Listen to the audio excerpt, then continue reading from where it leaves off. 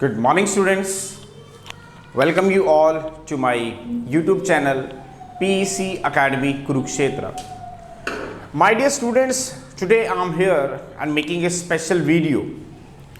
And this video is very special for all of us क्योंकि because आप सभी जानते हैं कि SA1 एग्ज़ाम बच्चों के नज़दीक हैं और जब भी SA1 एग्ज़ाम बच्चों को फेस करने को मिलते हैं तो कहीं ना कहीं चाहे हम इंटेलिजेंट स्टूडेंट की बात करें, एवरेज की बात करें या फिर एक बिलो एवरेज स्टूडेंट की बात करें, एक स्ट्रेस फैक्टर, एक फियर फैक्टर बच्चे के फेस पे देखने को मिलता है। और जब इस तरह के स्ट्रेसेस बच्चा लेता है, अंडर स्ट्रेस में बच्चा चला जाता है, तो कहीं ना कहीं उसकी परफॉर्मेंस अफेक्टेड होती है। और ये स्ट्रेस ऐसा नहीं है कि उन बच्चों को ही हो रहा है, ये कहीं ना कहीं जब हम पढ़ते थे या आपके पेरेंट्स पढ़ते थे तो उन्हें भी होता था। अब क्वेश्चन ये है कि इस स्ट्रेस को कम कैसे किया जाए, कंफर्टेबल जोन में कैसे आया जाए ताकि हम अपने पेपर को, अपनी मेहनत को अच्छे से रिफ्लेक्ट कर सकें। क्योंकि कहीं ना कहीं if we are under stress तो हमारी मेहनत अफेक्टेड होती है। तो उन बच्चों के स्ट्रेस को दूर करने के लिए, क्योंकि बड़े ही मासूम चेहरे और एक स्ट्रेस में जब रहते हैं तो कहीं ना कहीं एज ए टीचर मुझे लगता है कि नहीं, कहीं ना कहीं इन बच्चों को स्ट्रेस से बाहर लाना चाहिए। तो that's why I am making a special video for all of us.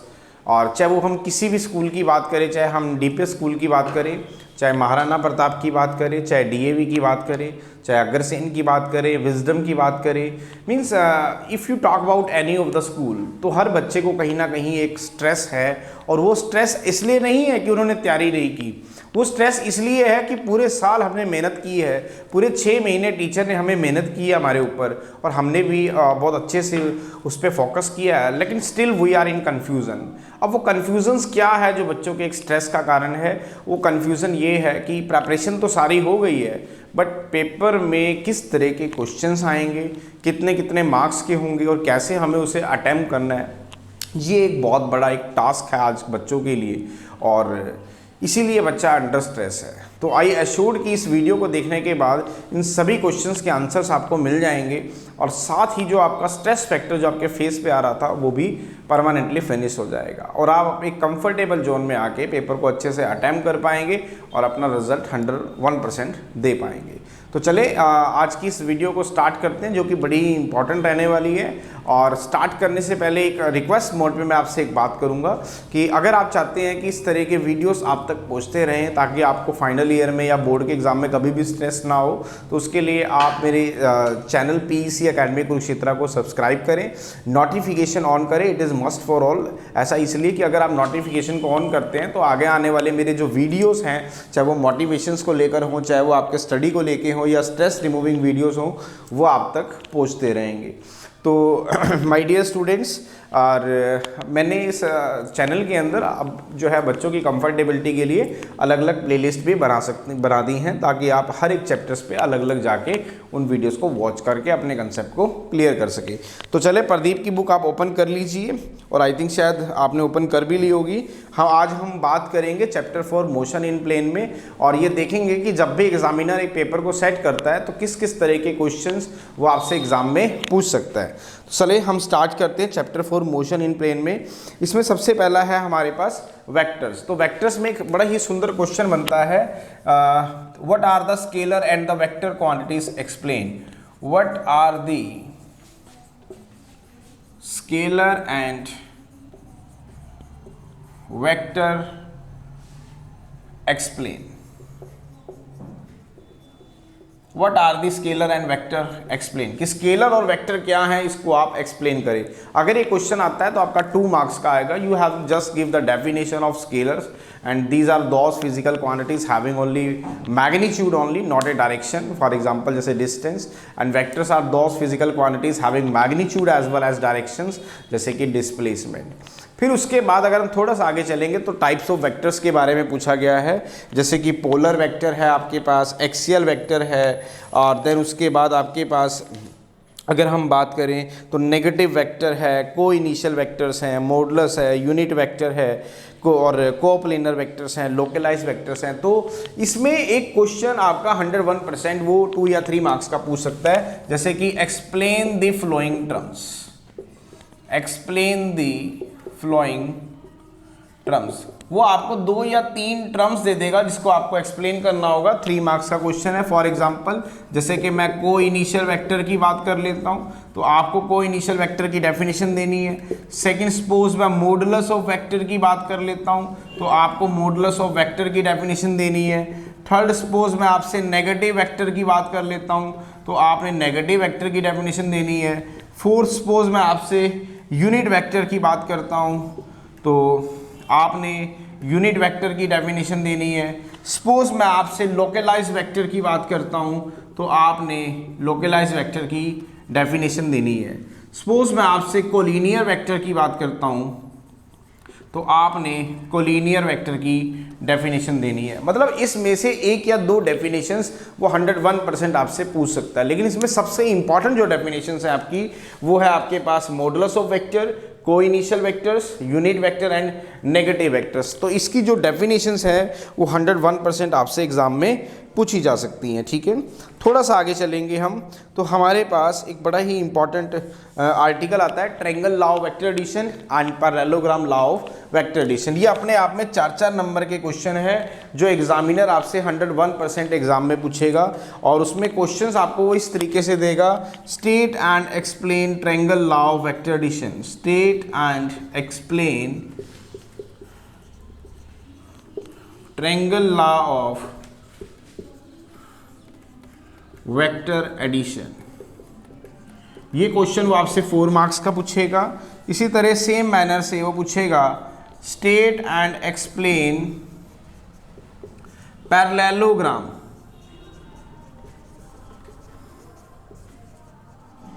Law of vector addition. ये क्वेश्चन भी वो आपसे 4 मार्क्स का पूछेगा।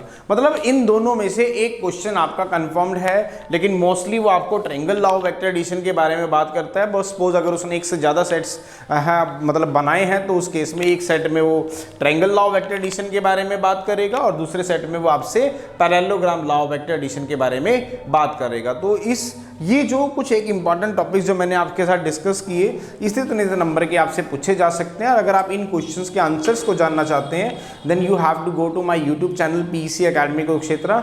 वहाँ पर आपको क्लास 11th की प्लेलिस्ट मिलेगी। आपने उस प्लेलिस्ट में जाना है, तो वहाँ पे क्लास 11th आप जब देखेंगे chapter 4 motion in a plane, तो इस तरह के क्वेश्चंस के आंसर्स वहाँ से आपको मिल जाएंगे। तो आप इन क्वेश्चंस को वहाँ से देखकर अपने पेपर में अच्छे से अटेम्प्ट कर सकते हैं। चलिए आगे चलते हैं। Again I am saying subscriptions जरूर करें, because this is the fuel for me. अगर मुझे बच्चा सब्सक्राइब करता है, मुझे लाइक्स मिलते हैं, कमेंट्स मिलते हैं, तो दैट इज़ द एनर्जी, ताकि मैं बच्चों के लिए और अच्छे से काम कर सकूं। ठीक है, तो चले और आगे स्टार्ट करते हैं हम। यहाँ तक का हमारा डिस्कशन हो गया। आप अपने बुक को आगे ओपन करेंगे, कंटिन्यू कर रहे हैं हम इसी पार्ट को। और नेक्स्ट क्वेश्चन है हमारा, जो एग्जामिनर पेपर सेट करते हुए आपसे पूछ सकता है। और अगर बुक आप सभी के पास है, तो हम आगे चल रहे हैं parallelogram law of vector addition से। द क्वेश्चन इज एक बड़ा ही इंपॉर्टेंट, ये एक न्यूमेरिकल है। न्यूमेरिकल है आपके पास, सैम्पल प्रॉब्लम है। मैं रिपीट कर रहा हूँ, ये क्वेश्चन पेपर में आपको देखने को बड़ी आसानी से मिल सकता है और इम्पॉर्टेंट है। 2 forces F and 2F Newton act on a particle. If the first force be double and the second force be increased by 16 newtons, then the direction of the resultant remains unaltered. Find the value of F. बड़ा ही important question है, और इस तरह का जो numerical है ये 4 मार्क्स का आपसे पूछा जा सकता है। चलिए थोड़ा सा और आगे चलते हैं हम। तो हमारे पास एक डेफिनेशन आ सकती है जीरो वेक्टर की, डिफाइन जीरो वेक्टर और नल वेक्टर। 1 नंबर की डेफिनेशन बनती है ये, डिफाइन जीरो वेक्टर और नल वेक्टर। तो ये क्वेश्चन अगर पेपर में आता है तो 1 मार्क्स से ऊपर का नहीं पूछा जाएगा आपसे। फिर उसके बाद एक बड़ा ही इंपॉर्टेंट क्वेश्चन जो पेपर में पूछा जा सकता है, rectangular components of vector in a plane. ये 3 मार्क्स का क्वेश्चन है। Explain the concept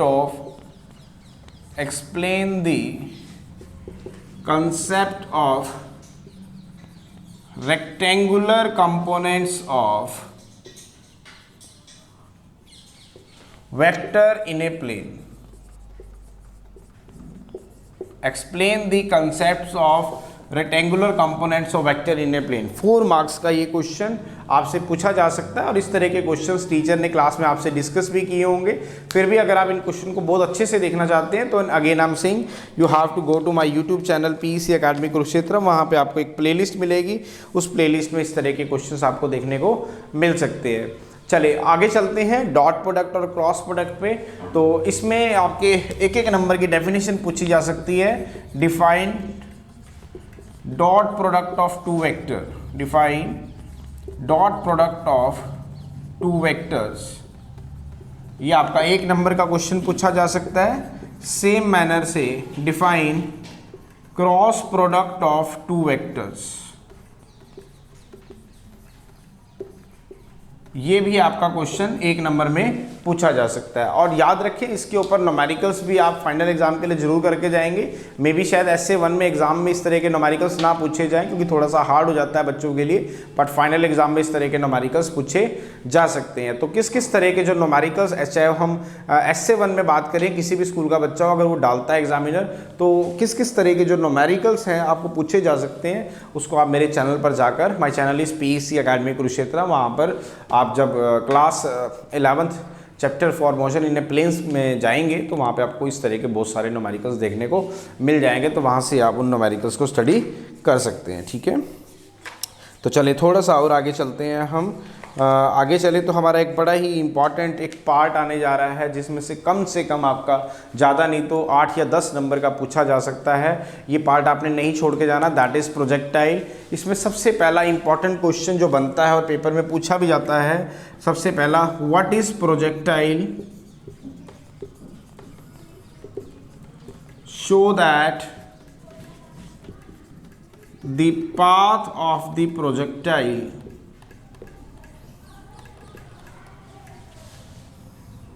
is parabolic in nature.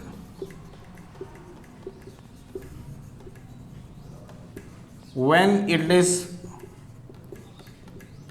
fired from a certain height,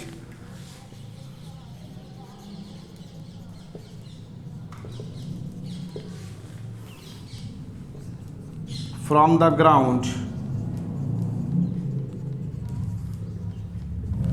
with a velocity v या with a some velocity along the horizontal axis। मतलब ये अपने आप में एक बड़ा ही खूबसूरत क्वेश्चन है। 4 मार्क्स का ये क्वेश्चन आपसे 101% टीचर जो है वो पुट कर सकता है एग्जाम में कि व्हाट इज प्रोजेक्टाइल, प्रोजेक्टाइल क्या होता है। आप शो करें कि जो पाथ है प्रोजेक्टाइल का वो पैराबोलिक नेचर का होता है। जब हम उसे एक सर्टेन हाइट से फ्रॉम द ग्राउंड हम उसे वहाँ से रिलीज करते हैं विद सम इनिशियल वेलोसिटी से, यू कह लो या वी कह लो। वैसे अगर यू की बात करें तो ज़्यादा अच्छा है क्योंकि इनिशियल वेलोसिटी को हम यू से डिनोट करते हैं अलोंग द हॉरिजॉन्टल एक्सिस। इस क्वेश्चन का जो अटेम्प्टेशन है वो भी उतना ही मायने रखता है जितना कि एक क्वेश्चन की मार्किंग। तो आपका एक भी इसमें मार्क्स ना कटे, तो इसलिए इस क्वेश्चंस का पूरा कंप्लीट डिस्क्रिप्शन मैंने अपने चैनल में दिया है। आप इस तरह के क्वेश्चंस के आंसर्स को, specially from this last question, you have to go to my YouTube channel PEC Academy Kurukshetra. वहाँ पर आपको इसकी प्लेलिस्ट मिल जाएगी और वहाँ पर आप इस क्वेश्चन का आंसर देख सकते हैं। बड़ा ही इंपॉर्टेंट क्वेश्चन है। थोड़ा सा और आगे चलेंगे तो हमारे पास 3 मार्क्स के क्वेश्चंस एग्जामिनर जो है वो पूछ सकता है आपसे, और जो कि इम्पॉर्टेंट भी हैं। जब प्रोजेक्टाइल में ही अगर हम आगे चलें तो प्रोजेक्टाइल में हमारे 3 मार्क्स के छोटे छोटे क्वेश्चंस बनते हैं और इसी के ऊपर ही आपका न्यूमेरिकल भी 101% आपको देखने को मिलेगा। ऐसा कोई पेपर नहीं है, चाहे हम डीएवी की बात करें, चाहे हम डीपीएस की बात करें, चाहे हम अग्रसेन की बात करें या किसी भी स्कूल की बात करें, ऐसा कोई पेपर सेट नहीं होता जिसके अंदर प्रोजेक्टाइल के बारे में ना डिस्कस किया गया हो, उसके ऊपर क्वेश्चंस ना पुट किए गए हो और उसके ऊपर जो न्यूमेरिकल्स है वो ना हो। न्यूमेरिकल्स पे भी आगे हम कंटिन्यू डिस्कशंस करेंगे। तो सबसे पहले हम बात करते हैं किसकी, हॉरिजॉन्टल रेंज की। तो ये क्वेश्चन भी आपका हॉरिजॉन्टल रेंज का भी आपका 2 मार्क्स का क्वेश्चन ये पूछा जा सकता है। जैसे अगर आपके पास बुक है तो हम डिस्कशंस कर सकते हैं कि किस तरह से इस क्वेश्चंस को वहाँ पर पुट किया जा सकता है आपके हॉरिजॉन्टल रेंज के। तो हॉरिजॉन्टल रेंज में अगर हम बात करें तो क्वेश्चन आपका जो बन सकता है, मैं यहाँ पर रिपीट कर रहा हूँ आपके पास। नाउ द क्वेश्चन इज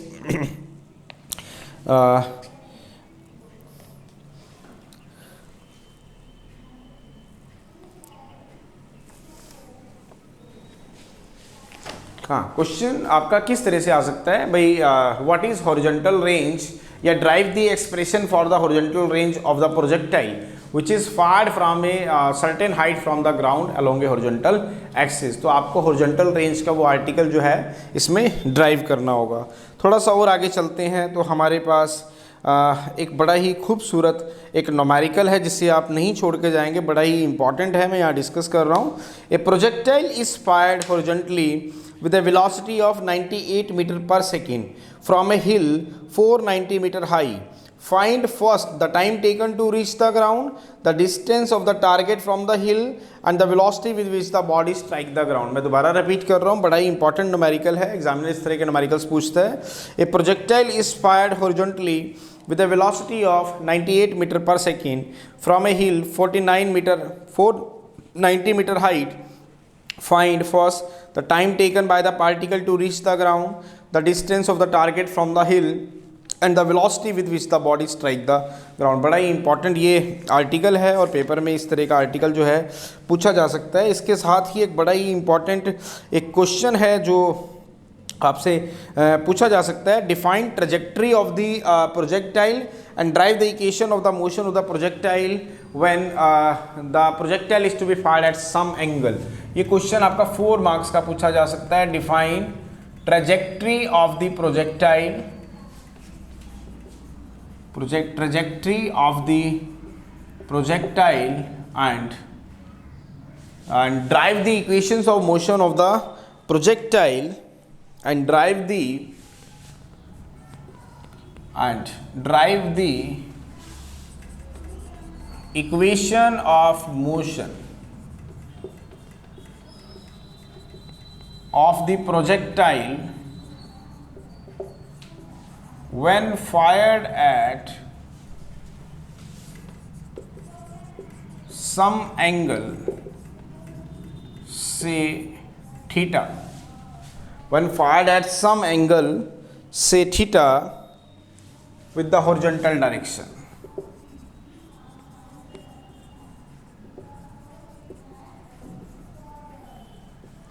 ये क्वेश्चन आपका 4 मार्क्स का पूछा जा सकता है, बड़ा ही इंपॉर्टेंट ये क्वेश्चन है। अगेन जैसे हॉरिजॉन्टल उसके अंदर था हमारे पास horizontal range, time of flight, तो ऐसे ही इसके अंदर भी है आपके पास हॉरिजॉन्टल रेंज। 2 मार्क्स का क्वेश्चन पूछा जा सकता है।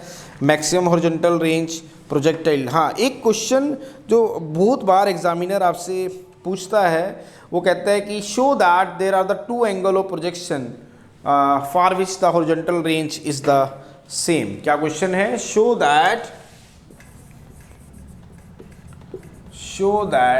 There are the two angle of projection for which the horizontal range is same.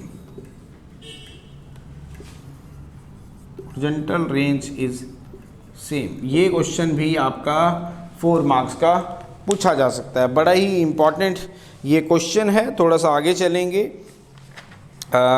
अगर हम आगे चलें तो हमारे पास एक बड़ा ही सुंदर क्वेश्चन आता है। A football player kicks a ball at an angle of 30 degree with the horizontal with an initial speed of 20 meter per second and assuming that the ball travels in a vertical plane, calculate the time at which the ball reaches the highest point, the maximum height reached and the horizontal range of the ball and the time for which the ball is in air। तो कोई भी 2 part वो इसमें से आपसे पूछ सकता है। 4 मार्क्स का ये क्वेश्चन आपका बनता है यहाँ से। अगर हम थोड़ा सा और आगे चले तो अब 2-2 मार्क्स के हमारे क्वेश्चंस निकल के आते हैं। जैसे कि डिफाइन एंगुलर डिस्प्लेसमेंट क्वेश्चन है आपके पास। डिफाइन एंगुलर डिस्प्लेसमेंट, ये क्वेश्चन आपका 2 मार्क्स का पूछा जा सकता है, जिसमें आप एक डेफिनेशन देंगे, एक डायग्राम बनाएंगे और उसको इसके बारे में बताएंगे। फिर आपसे पूछा जा सकता है डिफाइन एंगुलर वेलोसिटी, ये भी आपका 2 मार्क्स का क्वेश्चन है। यूनिट देना ना भूलेंगे, डिफाइन एंगुलर वेलोसिटी, ये क्वेश्चन भी आपका 2 मार्क्स का आपसे पूछा जा सकता है। इसी तरीके से एक बड़ा ही इंपॉर्टेंट एक रिलेशन जो हमने क्लास में भी डिस्कस किया और टीचर ने भी किया होगा, drive the relation between linear velocity and angular velocity. Drive the relation between linear velocity and angular velocity means ये क्वेश्चन 3 मार्क्स का आपका पूछा जा सकता है। इस क्वेश्चन को समटाइम्स एग्जामिनर ऐसे भी पूछ सकता है कि prove that v is equal to r into omega, 3 marks का question. Now what is v, that is the linear velocity, and what is omega, that is the angular velocity. So these are the important questions जो मैंने यहाँ पर भी लिखे हैं. Again I am saying if you want to know the answers of these questions then you have to go to my YouTube channel PEC Academy Kurukshetra. जब आप वहाँ जाएंगे तो आपको एक प्लेलिस्ट मिलेगी और क्लास 11th की आपने प्लेलिस्ट पर जाना है, chapter 4 motion in a plane, वहाँ इन क्वेश्चंस के आंसर्स आपको देखने को मिल जाएंगे. बड़े ही इंपॉर्टेंट क्वेश्चंस हैं और पेपर में जो इस तरह के क्वेश्चंस हैं ये कितने कितने मार्क्स के पूछे जा सकते हैं सब इस वीडियो में आपके साथ डिस्कस किया जा रहा है. अगर आप चाहते हैं कि इस तरह की और भी वीडियोस आप तक पहुंचते रहें तो प्लीज़ आपको एक तो सब्सक्रिप्शंस का बटन ऑन करना है because that is the energy for me, and the second जो है आपने नोटिफिकेशन को ऑन कर देना है ताकि इस तरह के जो वीडियोस हैं वो आप तक पहुंचते रहें और आप पेपर में अपनी जो भी आपने मेहनत की है उसको 100% वहाँ पर रिफ्लेक्ट कर सकें. तो चले आगे चलते हैं थोड़ा सा. एंगुलर एक्सेलरेशन ये हमारा हो गया है. देन उसके बाद अगर हम चलें तो अब हम एक न्यूमेरिकल्स के ऊपर आ रहे हैं. तो जो न्यूमेरिकल्स इसमें इंपॉर्टेंट है और आपसे पूछे जा सकते हैं, मैं उन न्यूमेरिकल्स पे आ रहा हूँ. Example number 3, 2 forces F and 2F Newton are act on a particle. If the first force be doubled and the second force be increased by 20 Newton, the direction of the resultant force is unaltered. Find the value of the bigger force. ये question numerically important है, आपका पूछा जा सकता है. थोड़ा सा और आगे चलेंगे तो विच न्यूमेरिकल इज इम्पॉर्टेंट एक बार हम देख लेते हैं.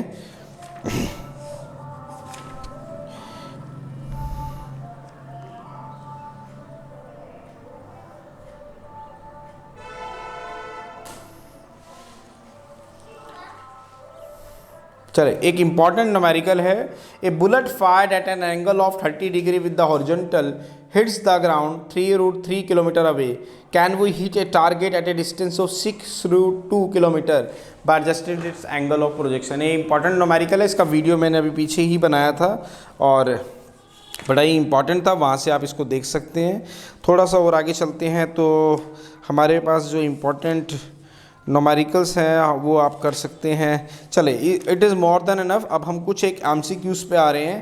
तो सबसे पहला इसमें इंपॉर्टेंट MCQ है the relation between linear velocity and angular velocity. 4 option आपको गिवन है. v is equal to omega into R, v is equal to v into R, और omega is equal to v into R, v is equal to omega by R, omega is equal to v square by R. This is the very important MCQ question. इसी के नीचे just है when A particle moves in a circular path then the direction of the centripetal acceleration is toward the centre, perpendicular to the velocity, away from the centre and parallel to the velocity. Important MCQ है. Second, which force is responsible for the circular path of an object? Frictional force, mechanical force, centripetal force and gravitational force. Important आपका ये MCQ है.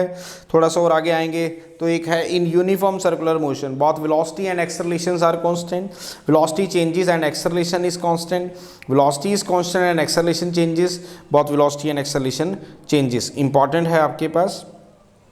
फिर आते हैं the maximum range of the projectile fired with some initial velocity is found to be 1000 metre in the absence of wind and air resistance. The maximum height reach by the projectile is. Important MCQ है. So these are the important questions जो कि मुझे लगता है कि examiner paper set करते हुए आपसे पूछ सकता है. तो इस तरह के क्वेश्चंस को आप नहीं छोड़ के जाएंगे. These are the important questions of this chapter motion in a plane. और if you want to know the answers of this question then again I am saying you have to go to my YouTube channel PEC Academy Kurukshetra and from there you have to go to the playlist and playlist के अंदर जब आप open करेंगे तो class 11 chapter 4 motion in a plane को जब आप click करेंगे तो जो वीडियोस हैं जो न्यूमेरिकल्स हैं वो ओपन हो जाएंगी और आप इन क्वेश्चंस के आंसर्स वहाँ से देख सकते हैं। तो at last again I am saying my dear students, if you like my videos, like my work, like my effort, then please don't be forget to subscribe my channel. My channel is PEC Academy Kurukshetra. तो अंत में मेरे प्यारे विद्यार्थियों, अगर आपको मेरा काम पसंद आ रहा हो, मेरे वीडियोस, मेरा चैनल, मेरे एफर्ट्स अगर आपकी प्रॉब्लम को सॉर्ट आउट करने में आपकी हेल्प कर रहे हो तो प्लीज़ मेरे चैनल को सब्सक्राइब जरूर करें। My channel is PEC Academy Kurukshetra. धन्यवाद। जय श्री कृष्णा, जय गुरु जी।